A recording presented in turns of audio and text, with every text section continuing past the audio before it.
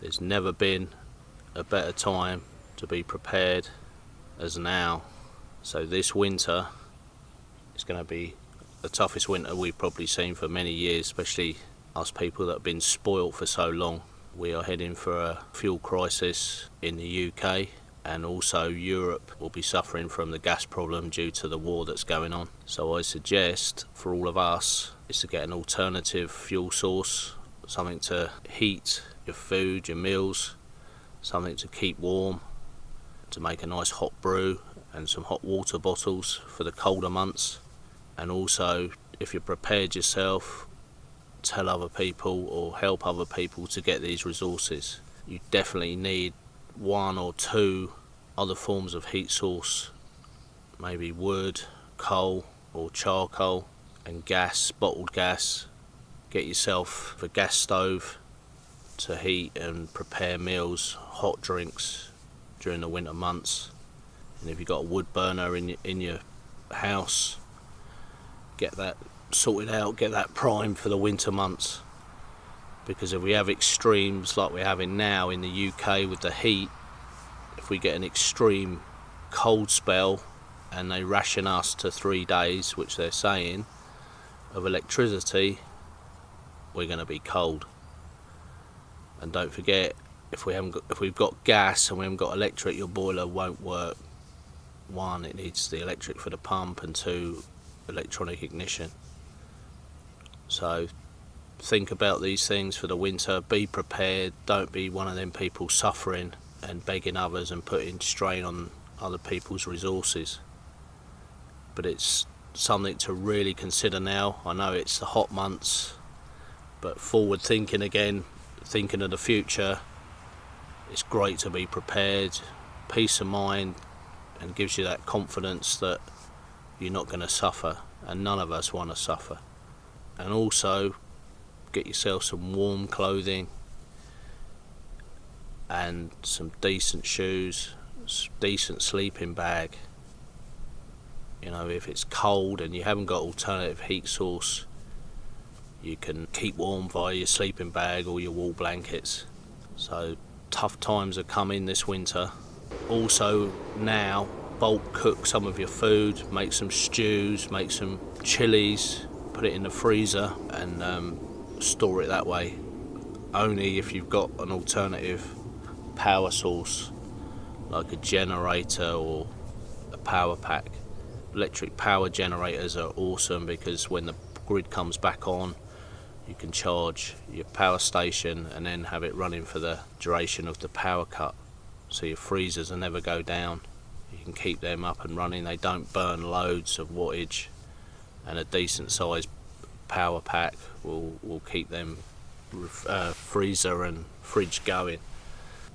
And if the power goes out for a number of days, it's going to put a huge strain on the system, especially on emergency services and things like that, and supermarkets.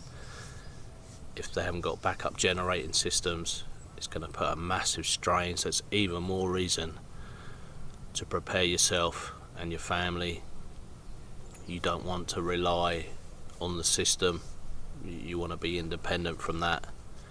You want to take care of yourself. And there's nothing worse than being cold. In England it isn't really cold, but after a period of a few days it can start getting into your bones. So we've climatised to this mildish climate. So definitely think about how you're going to cook and how you're going to keep warm and how you're going to light and charge your appliances during the winter. Without electricity, without power, we'd be pretty smashed. And some people rely on it more than others. You don't want to be one of the statistics that's suffering.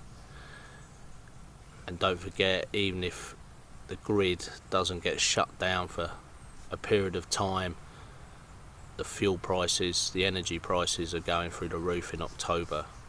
So have some foresight, pre-think how you're going to heat your home, and don't pay these huge prices. So if you haven't got an alternative cooking source, I suggest you go out and get something, maybe a barbecue or a wood stove or a gas burner. You can buy brilliant gas burners nowadays that are really reasonable with a grill on them, so you can do grilling and cooking at the same time. And don't forget, in your house, select a room, your warmest room in your house. Maybe get some wall blankets or some insulation on the windows, just to trap that heat, keep that heat in. Water bottles are a great addition. If you're cold, if the room's cold, you can dive in your bag or your duvet or wall blankets, put your water bottle in there, and you're gonna be toasty. So that's definitely something on your priority list now. Get out there and get these resources. Stock up on your coal, your wood, your charcoal, your gas, and if you can have all them facilities, then you're going to ride this one out. But we've never witnessed this. They had this back in the 70s, big power cuts. People were more resilient and more prepared then than we are today. We're so take it for granted, want it now kind of generation. And when this comes around, a lot of people are going to struggle, and we always say it's never going to happen to me. That's not going to happen, because we've had it so easy for so long. And look it up, look what they're saying. They're saying we're due for huge power cuts, possibly January. And don't forget, wool, anything wool retains heat even when wet. So go down the charity shop, get yourself some wool blankets. Plenty of wool blankets, they'll keep you warm even if your house becomes damp due to you not heating it. Wool will always keep you warm. It's my favourite material in the outdoors, and it'll be definitely used indoors or outside at the camp or whatever. But wool is definitely a great option. It's not expensive at the charity shops. They're giving them away. They're old-fashioned. People don't like wool anymore. They like synthetic and down. But this is tried and tested over the generations. Great material. I thoroughly recommend it. I've got a couple of wool garments and several wool blankets, and trust me, they are warm. But there's nothing worse than being cold. There's nothing worse than being hungry. So I think we're gonna witness this winter, and don't be one of them people that do get caught out. It's lovely to be prepared. It's lovely to have food put by and prepared, ready just to heat up and not rely on the grid as such. But last year in the UK, a lot of people had the option heat or eat. Living in the 20th century, having that option heat or eat is disgusting, I think. So don't be one of them statistics. Don't be, do I heat my house or do I actually eat? You don't want to be caught out like that. And I definitely recommend what I've said in this video. Definitely get alternative fuel sources and alternative ways to cook it, alternative ways to heat. Don't rely on that central heating system and your lights. It's going to be cut short this winter. Don't be caught out. And also, if you have a vehicle, utilise that space, kit that out. Maybe get a diesel heater in there or fill it up with fuel so you can run the heat from the engine. Just somewhere when you are cold that you can get out the elements or out your house when there's no heating in there, and dive into your vehicle, or maybe even sleep in your vehicle. 2 or 3 people in a vehicle can really heat it up. So think about your vehicle as well. If it's the smallest kind of space to heat up, then utilise that vehicle and load it up. Maybe get a little burner in there, a little gas burner, so you can cook in there, so you're getting the best of both worlds. So at the end of the day, take control of your own life. Don't rely on the man to keep you warm. Be a responsible individual and think about your family and think about others. It's best to be preparing now than to be struggling during the winter months.